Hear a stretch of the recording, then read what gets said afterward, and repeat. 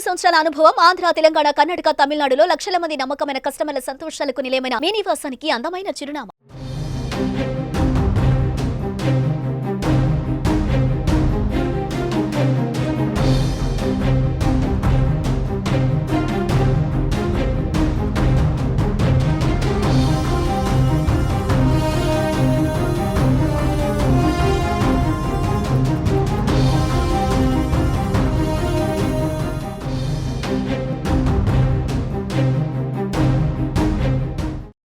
టాలీవుడ్లో తీవ్ర విషాదం నెలకొంది. ప్రముఖ నటుడు కోటా శ్రీనివాసరావు కన్నుమూశారు.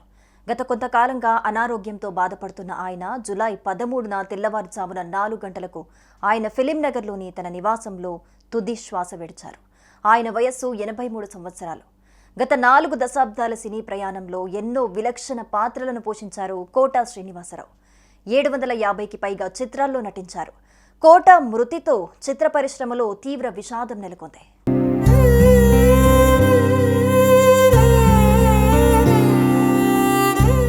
కోటా శ్రీనివాసరావు కృష్ణా జిల్లా కంకిపాడులో 1942 జూలై 10న జన్మించారు. 1978లో ప్రాణం ఖరీదు చిత్రంతో సినీ రంగ ప్రవేశం చేశారు. తెలుగుతో పాటు తమిళం, హిందీ, కన్నడ, మలయాళ భాషల్లో నటించారు. ఆయన తండ్రి సీతారామాంజనేయులు డాక్టర్. చిన్నప్పటి నుంచి తండ్రిని చూస్తూ పెరిగిన కోటాకి తను కూడా డాక్టర్ కావాలనుకున్నాడు. అయితే చదువుకుంటున్న రోజుల్లో నాటకాలు వేస్తూ ఉండటంతో కోటా శ్రీనివాసరావు మనసు నటన వైపు మళ్లింది. డిగ్రీ తర్వాత స్టేట్ బ్యాంక్ ఆఫ్ ఇండియాలో ఉద్యోగం వచ్చింది. సినిమాల్లోకి రాకముందు దాదాపు 20 సంవత్సరాల పాటు నాటక రంగంలో అనుభవం సంపాదించారు. బ్యాంకులో ఉద్యోగం చేస్తూ మరోవైపు నాటకాలు వేసేవారు. కోటా శ్రీనివాసరావు భార్య రుక్మిణి. ఈ దంపతులకు 2 కుమార్తెలు, 1 కుమారుడు సంతానం. రోడ్డు ప్రమాదంలో ఒక్కగానొక్క కుమారుడు కోటా వెంకట ఆంజనేయ ప్రసాద్ ప్రాణాలు కోల్పోవటంతో కోటా బాగా కృంగిపోయారు. కోటా శ్రీనివాసరావు తమ్ముడు కోటా శంకర్రావు కూడా నటుడే.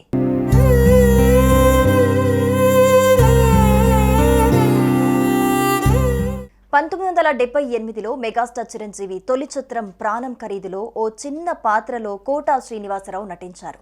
తర్వాత అమరజీవి, బాబాయ్ అబ్బాయి, వందే మాతరం తదితర చిత్రాల్లో నటించినా అంతగా గుర్తింపు రాలేదు.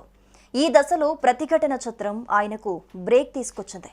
శాంతి నివాసం, రేపటి పౌరులు, మండలాధీశుడు, యముడికి మొగుడు వంటి వరుస హిట్లతో కోటా ఇక వెనుదిరిగి చూసుకోలేదు.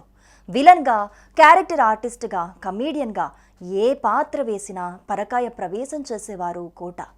47 ఏళ్ల సినీ ప్రస్థానంలో తెలుగు, తమిళ, హిందీ, కన్నడ, దక్కని, మలయాళం చిత్రాల్లో దాదాపు 750కి పైగా సినిమాల్లో నటించారు. ఆయనలో నటుడే కాకుండా డబ్బింగ్ ఆర్టిస్ట్ కూడా ఉన్నారు. తమిళ నటులు గౌండమణి, మణివన్నన్లకు తెలుగులో ఆయన గాత్రదానం చేశారు. ఇక కోటా శ్రీనివాసరావు మంచి సింగర్ కూడా.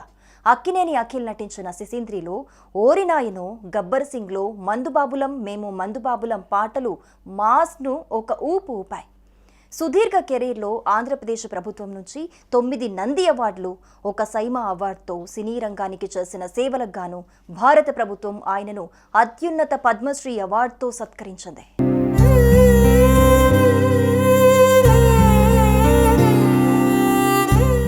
వృద్ధాప్య సమస్యల కారణంగా ఇటీవల కాలంలో సినిమాలకు దూరంగా ఉంటున్నారు. కొంతకాలం భారతీయ జనతా పార్టీలో పనిచేసిన కోటా శ్రీనివాసరావు 1999లో విజయవాడ తూర్పు నియోజకవర్గం నుంచి ఎమ్మెల్యేగా గెలుపొందారు. నడవలేని స్థితిలో ఉన్నా కూడా 2 ఏళ్ల ముందు వరకు పలు చిత్రాల్లో నటించారు. 2023లో వచ్చిన సువర్ణ సుందరి ఆయన చివరి చిత్రం. సినీ రంగానికి చేసిన సేవలకు గాను కేంద్ర ప్రభుత్వం ఆయనకు 2015లో పద్మశ్రీ పురస్కారం అందజేసింది.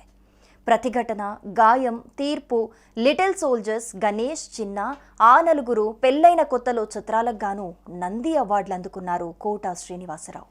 గత నెలలో సినీ నిర్మాత, నటుడు బండ్ల గణేష్ కోటా శ్రీనివాసును మర్యాదపూర్వకంగా కలిశారు. ఈ సందర్భంగా తీసిన ఫోటోలు సోషల్ మీడియాలో వైరల్ అయ్యాయి. కొంతకాలంగా బయట కనిపించని ఆయన ఆ ఫోటోల్లో బక్కచిక్కిపోయి గుర్తుపట్టలేనంతగా మారిపోయారు. ఆయన 2 కాళ్ళు నల్లగా కనిపించడంతో పాటు ఓ కాలికి వేళ్లు తీసేసినట్లు కనిపించింది. దీంతో కోటకి ఏమైందోనని సినీ ప్రియులు ఆందోళన వ్యక్తం చేశారు. ఆయన తీవ్ర అనారోగ్యంతో చావు బతుకుల్లో ఉన్నారంటూ వచ్చిన వార్తల్ని అప్పుడు కోటా శ్రీనివాసరావు ఖండించారు.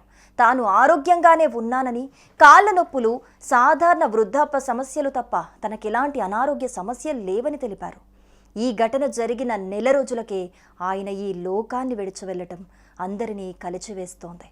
కోటా శ్రీనివాసరావు ఆత్మకి శాంతి కలగాలని ఆయన అభిమానులు, సినీ పెద్దలు, నెటిజన్లు పోస్టులు పెడుతున్నారు.